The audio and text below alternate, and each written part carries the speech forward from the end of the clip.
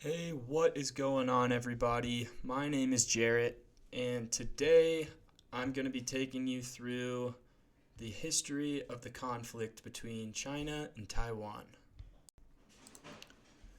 To understand the tensions, we must start with a history.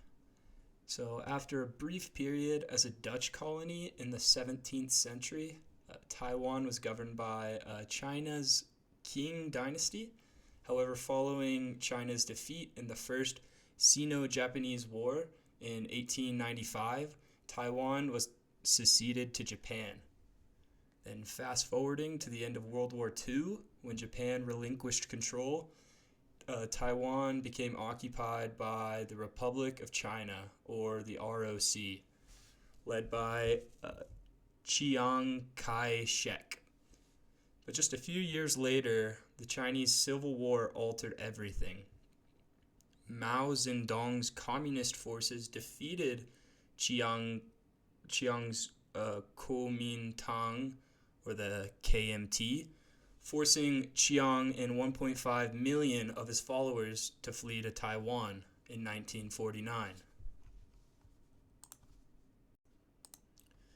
Chiang then went on to establish an authoritarian regime in Taiwan, which persisted until democratic reforms in the 1980s. Then, by 1996, Taiwan held its first direct presidential elections, marking a significant shift forward in their democracy. In the previous 8 elections, the president and vice president had been chosen in a ballot of the deputies of the National Assembly, in accordance with the 1947 Constitution. These elections in 1996 were the first free and direct elections in the history of Taiwan. Lee Teng-hui was re-elected president, and Lien Chan as vice president. Lee stood as the candidate of the ruling Kuomintang. He won a majority of 54% of the votes cast.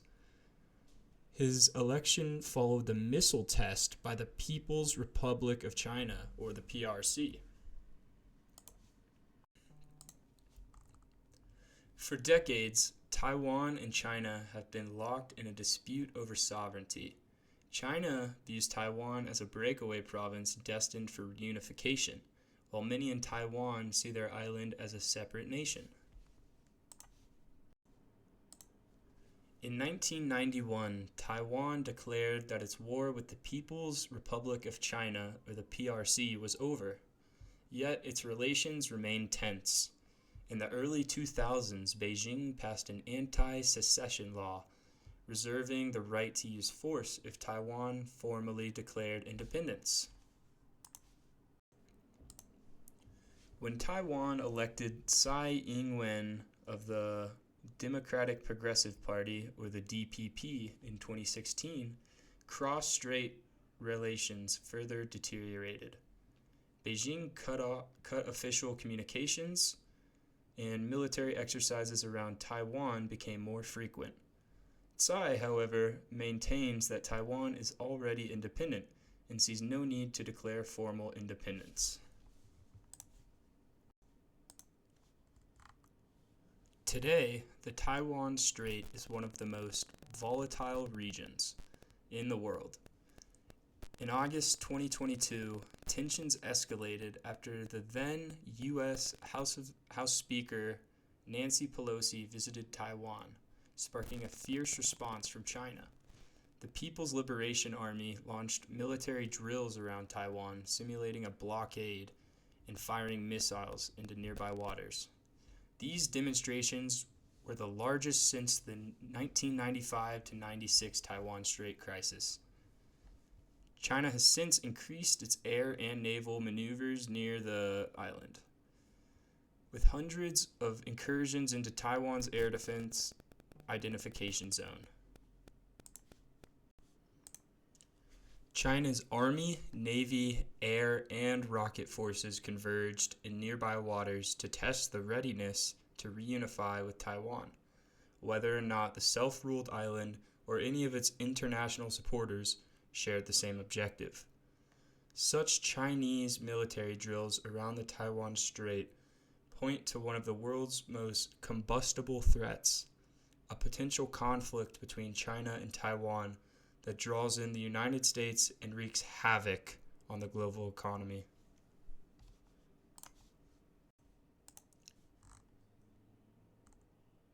The stakes are currently incredibly high. Taiwan isn't just a geopolitical issue, it's a vital economic player. The island produces over 90% of the world's most advanced semiconductor chips, crucial for everything from smartphones to cars. A conflict could devastate global supply chains.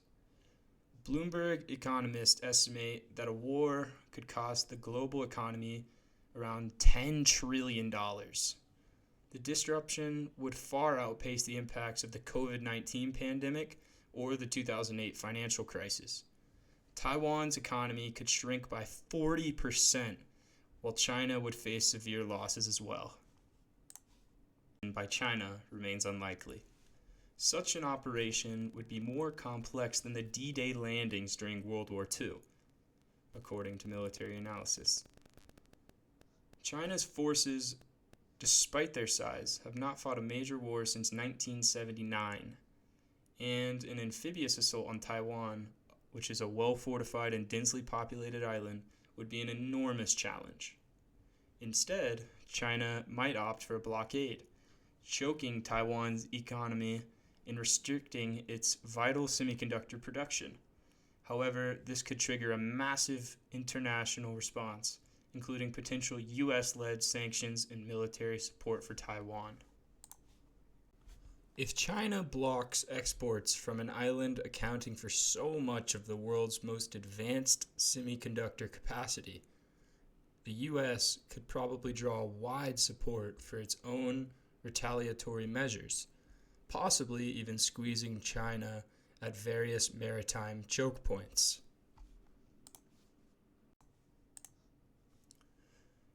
U.S. policies on Taiwan walk a very delicate line.